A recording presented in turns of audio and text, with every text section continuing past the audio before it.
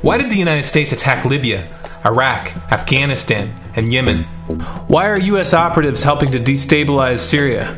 And why is the United States government so intent on taking down Iran, in spite of the fact that Iran has not attacked any country since 1798? And what's next?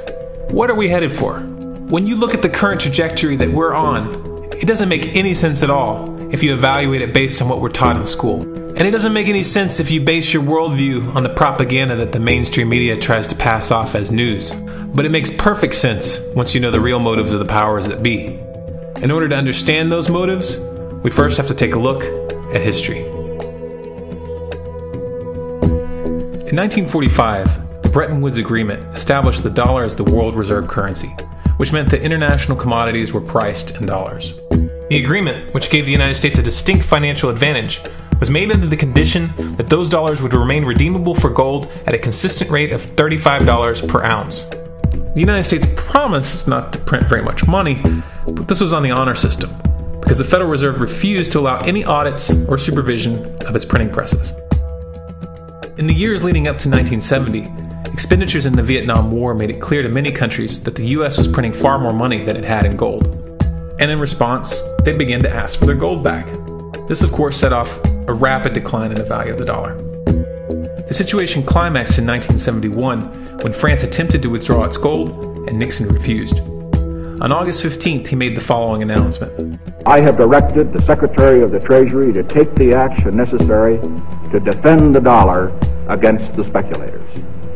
I have directed Secretary Connally to suspend temporarily the convertibility of the dollar into gold or other reserve assets, except in amounts and conditions determined to be in the interest of monetary stability and in the best interest of the United States. This was obviously not a temporary suspension, as he claimed, but rather a permanent default. And for the rest of the world who had entrusted the United States with their gold, it was outright theft. In 1973, President Nixon asked King Faisal of Saudi Arabia to accept only US dollars as payment for oil and to invest any excess profits in US Treasury bonds, notes, and bills. In return, Nixon offered military protection for Saudi oil fields. The same offer was extended to each of the world's key oil-producing countries, and by 1975, every member of OPEC had agreed to only sell their oil in US dollars. The act of moving the dollar off of gold and tying it to foreign oil instantly forced every oil-importing country in the world to start maintaining a constant supply of Federal Reserve paper. And in order to get that paper, they would have to send real physical goods to America. This was the birth of the petrodollar. Paper went out, everything America needed came in, and the United States got very, very rich as a result.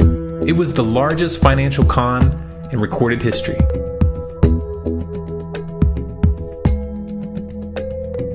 The arms race of the Cold War was a game of poker. Military expenditures were the chips, and the US had an endless supply of chips. With the petrodollar under its belt, it was able to raise the stakes higher and higher, outspending every other country on the planet, until eventually US military expenditures surpassed that of all other nations in the world combined. The Soviet Union never had a chance. The collapse of the communist bloc in 1991 removed the last counterbalance to American military might. The United States was now an undisputed superpower with no rival.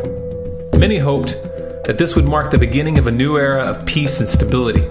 Unfortunately, there were those in high places who had other ideas. Within that same year, the US invaded Iraq in the First Gulf War. And after crushing the Iraqi military and destroying their infrastructure, including water purification plants and hospitals, crippling sanctions were imposed which prevented that infrastructure from being rebuilt. These sanctions, which were initiated by Bush Sr. and sustained throughout the entire Clinton administration, lasted for over a decade and were estimated to have killed over 500,000 children. The Clinton administration was fully aware of these figures. We have heard that 500,000 children have died. I mean, that's more children than died in Hiroshima. And you know, is the price worth it? I think this is a very hard choice, but we think the price is worth it. Miss Albright, what exactly was it that was worth killing 500,000 kids for? In November of 2000, Iraq began selling its oil exclusively in euros. This was a direct attack on the dollar and on U.S. financial dominance, and it wasn't going to be tolerated. In response, the U.S. government, with the assistance of the mainstream media, began to build up a massive propaganda campaign claiming that Iraq had weapons of mass destruction and was planning to use them. In 2003, the U.S. invaded, and once they had control of the country, oil sales were immediately switched back to dollars. This is particularly notable due to the fact that switching back to the dollar meant a 15 to 20% loss in revenue due to the euro's higher value. It doesn't make any sense at all unless you take the petrodollar into account. So I came back to see him a few weeks later, and by that time we were bombing in Afghanistan. I said, "Are we still going to war with Iraq?" And he said, "Oh, it's worse than that."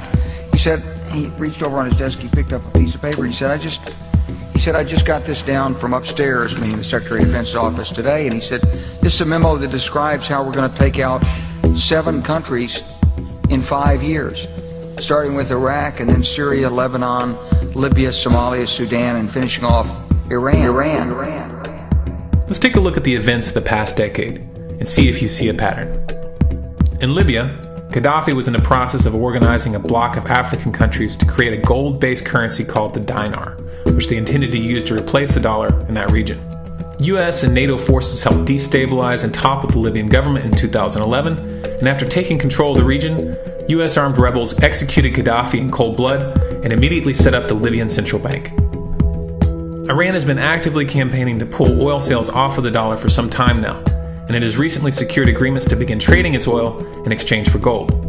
In response, the US government, with mainstream media assistance, has been attempting to build international support for military strikes on the pretext of preventing Iran from building a nuclear weapon.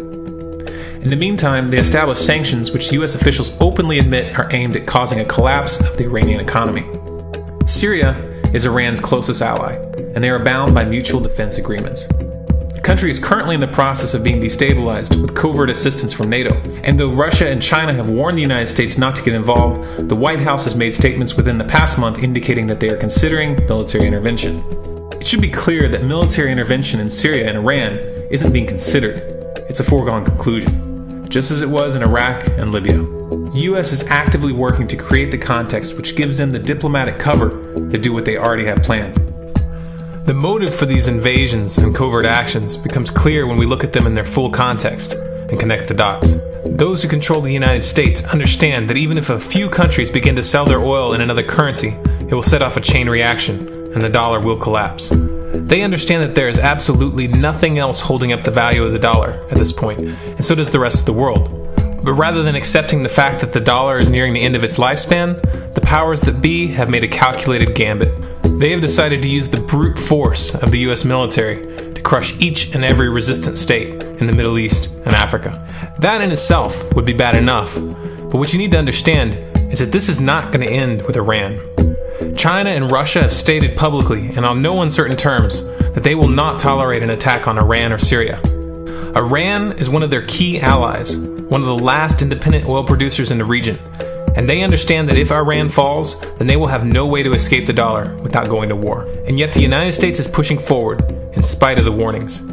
What we are witnessing here is a trajectory that leads straight to the unthinkable. It's a trajectory that was mapped out years ago in full awareness of the human consequences. But who was it that put us on this course? What kind of psychopath is willing to intentionally set off a global conflict that will lead to millions of deaths just to protect the value of a paper currency? It obviously isn't the president. The decision to invade Libya, Syria, and Iran was made long before Obama had risen to the national spotlight. And yet, he's carrying out his duty just like the puppets that preceded him. So who is it that pulls the strings? Often the best answer to questions like this are found by asking another question. Qui bono? Who benefits? Obviously, those who have the power to print the dollar out of thin air have the most to lose if the dollar were to fall. And since 1913, that power has been held by the Federal Reserve.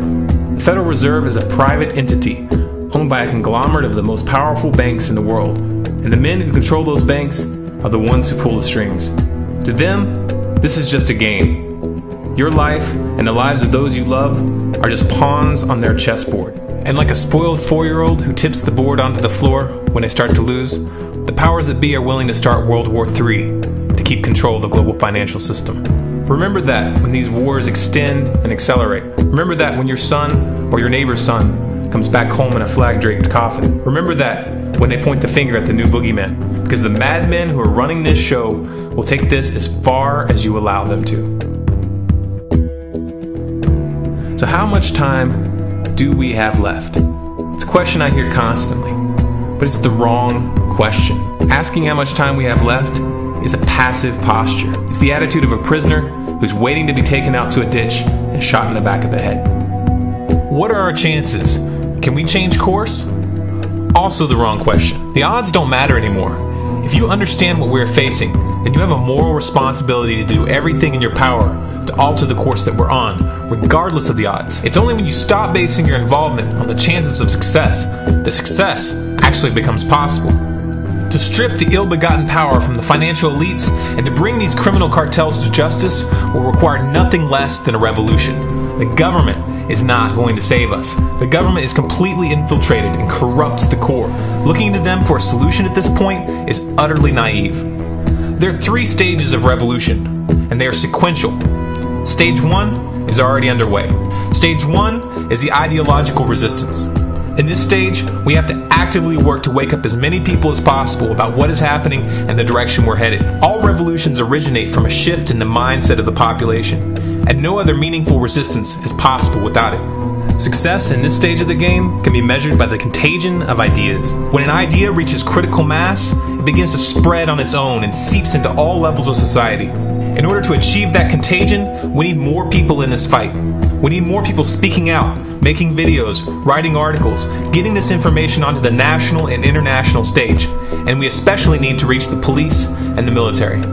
Stage 2 is civil disobedience, also known as nonviolent resistance. In this stage, you put your money where your mouth is, or more accurately, you withhold your money and your obedience from the government, and you do everything in your power to bring the gears of the state to a halt. Practiced in mass, this method alone is often enough to bring a regime to its knees.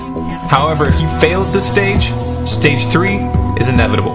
Stage 3 is direct physical resistance. Direct physical resistance is the last resort, and it should be avoided and delayed as long as possible, and it should only be invoked after all other options have been thoroughly exhausted.